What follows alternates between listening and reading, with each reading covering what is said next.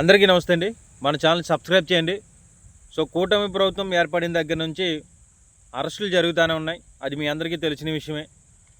So ఏదైతే red book రాజ్యాంగం ఆంధ్ర రాష్ట్రంలో జరుగుతూ ఉందని చెప్పేసి ఒక చర్చ అయితే నడుస్తూ ఉంది.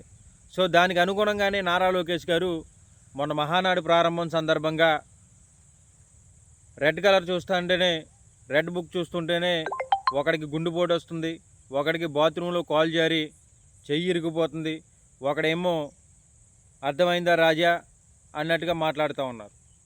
సో అరెస్టులు కూడా అదేవిధంగా జరుగుతూ ఉన్నాయి. విలేకరుల దగ్గర నుంచి ఎవరైతే ఈ ప్రభుత్వంలో చేస్తున్నటువంటి వైఫల్యాల గురించి చెప్తూ ఉంటారో సోషల్ మీడియాలో కానీ ఇవన్నీ కూడా సో ఒకటి తర్వాత ఒకటి జరుగుతూనే ఉన్నాయి. సో ఈరోజు నిన్న వచ్చినటువంటి నారా లోకేష్ గారు వాళ్ళ కార్యకర్తల మీటింగ్లో అనుకుంటా మళ్ళీ అదే టాపిక్ మాట్లాడడం జరిగింది. అదేంటంటే ఒకడికి రెడ్ కలర్ చూస్తూ ఉంటే గుండెపోటు వచ్చింది, ఒకడికేమో బాత్రూంలో కాలు విరిగింది, ఒకడేమో మా అమ్మగారిని అన్నాడు, వాడిని అంత ఆసామాసిగా వదులుతామా, వాడిని ఏం చేయాలో చేస్తామని చెప్పేసి నారా లోకేష్ గారు అంటూ ఉన్నారు. సో ఆయన ఎవరి గురించి అన్నారో మనకు ఈజీగా అర్థమైపోద్ది. ఎందుకంటే ఆయన పేరు నాని వంశీ గారు, గుడివాడ నియోజకవర్గం మాజీ ఎమ్మెల్యే వల్లభనేని వంశీ అనుకుంటా.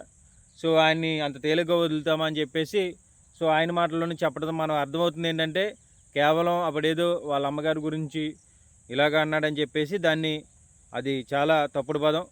సో దాన్ని ఆయన దృష్టిలో పెట్టుకొని అంత తేలిగ్గా వదులుతామని చెప్పేసి ఆయన చెప్తా ఉన్నాడంటే కేవలం ఇది ఏంటంటే కక్ష కింద చూడాలి. ఎందుకంటే నారా లోకేష్ గారు విద్యాశాఖ మంత్రిగా ఉన్నాడు, రేపు మాపో ఈ ఆంధ్రప్రదేశ్కి కాబోయే ముఖ్యమంత్రి కూడా అవుతారని చెప్పేసి మనం అందరం సో వాళ్ళ పార్టీ అయితే చెప్తా ఉంది.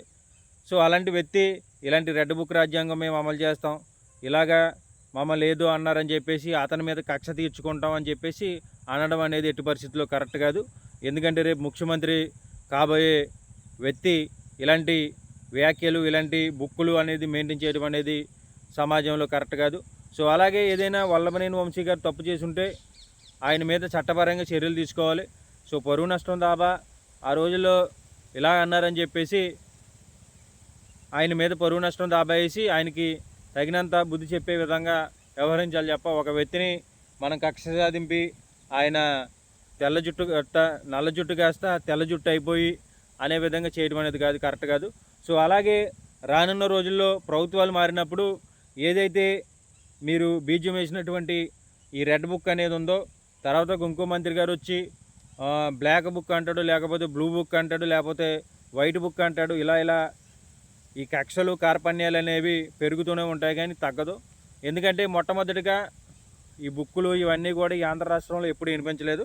సో నారా లోకేష్ గారే దీనికి నాంది పలికినట్టుగానే మనం చూడొచ్చు. ఎందుకంటే రేపు పొద్దున్న గవర్నమెంట్ మారినా లేకపోతే వీళ్ళ మంత్రి గారు ఇంకో మంత్రి గారు లేకపోతే ఇంకో మంత్రి గారు వాళ్ళ గురించి ఏదో అన్నారని చెప్పేసి ఇదిగో ఆడు ఎలాగన్నాడని చెప్పేసి అన్ని చంపించేసాం, తెల్ల బుక్కులు ఆడి పేరు రాసాం అంటే ప్రజాస్వామ్యం ఏమైపోద్దో మనం ఒకసారి ఆలోచించగలగాలి. ఎందుకంటే రేపు మాపు ముఖ్యమంత్రి కాబోయే అనేటువంటి నారా లోకేష్ గారు ఇలాంటి వ్యాఖ్యలు చేయడం అనేది కరెక్ట్ కాదు.